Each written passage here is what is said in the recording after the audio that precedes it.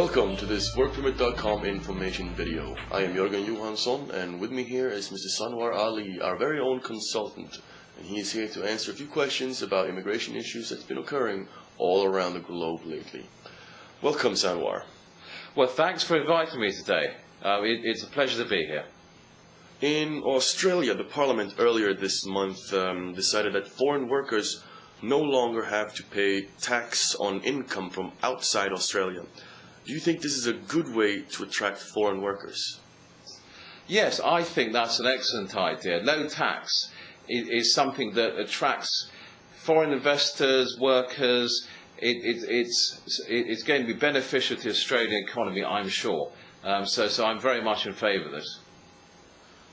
Canada's economic situation is right now going really well, and the Bank of Canada, in a report, said recently that the government's encouragement of skilled foreign workers is partially to thank for this.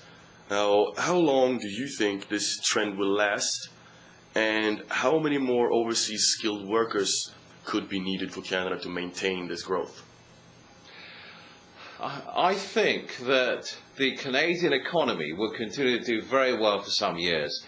Generally, what happens in Canada and in many countries is that the boom or upturn goes on for some time. So I think it will happen for some years to come. Canada does need a lot of immigrants. They've historically needed hundreds of thousands of immigrants a year. I think that will continue. So overall, I think it's a good situation for possible new immigrants to Canada. What do you think will happen in Italy now that the country has announced it will no longer have any restrictions on its labor market for new EU member states that joined in 2004? I think those countries that allowed entry from nationals of the new EU countries have benefited a lot. I mean, their economies have gone up. I think Italy hasn't done so well. This new level of immigration from the new EU countries has actually helped the economy. So overall, I think it's positive for Italy.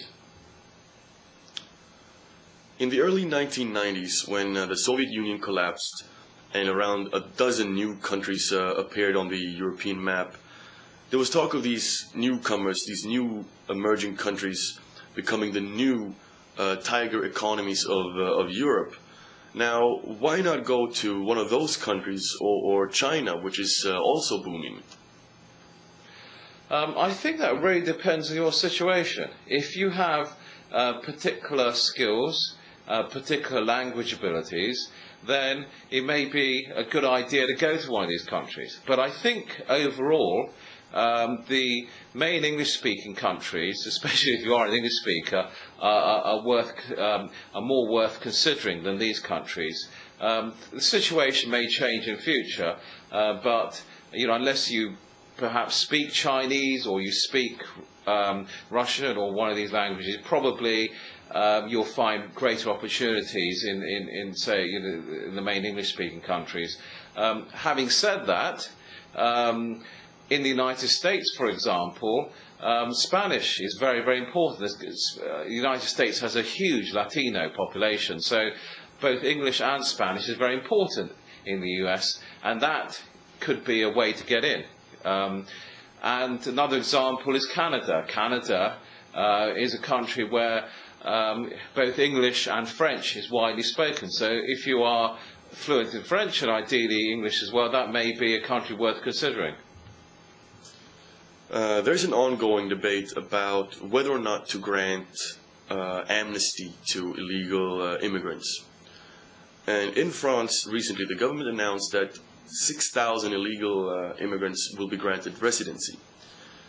Do you think this will help solve the problems in France, or might it encourage even more people to stay illegally in the country? I think that once you have started an amnesty policy, that will continue.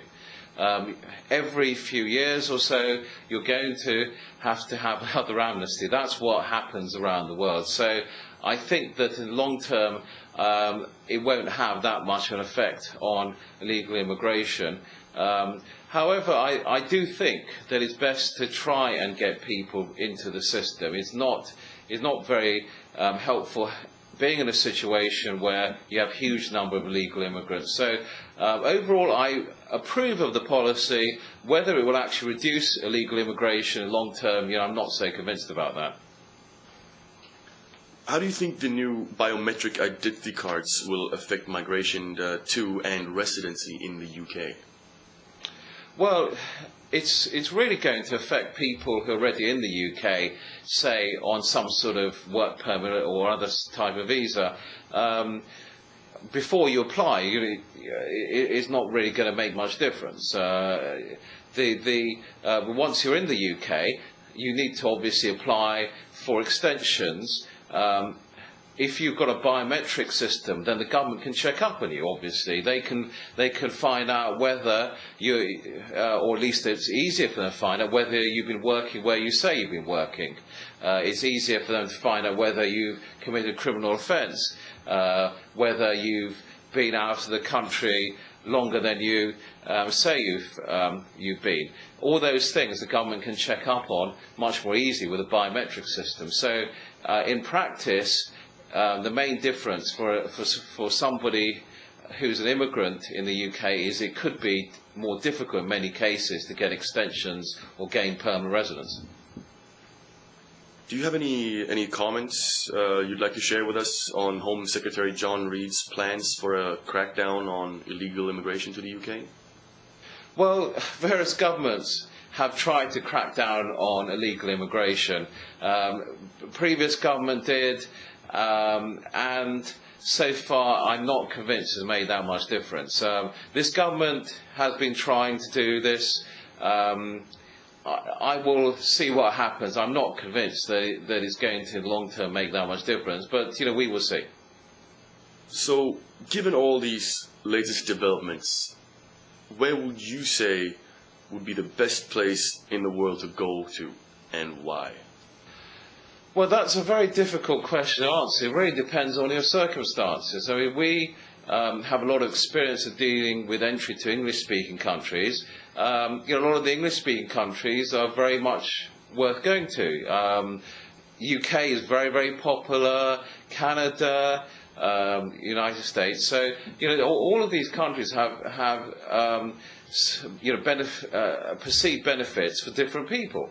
It really depends on your circumstances. You have to consider where you're likely to find a job, the climate, how much it costs to live in that country, whether you've got family or relatives in those countries. All those issues should be considered. So it's very difficult for me to say, which countries are best. Obviously, you also need to consider whether you'd like to get into that country.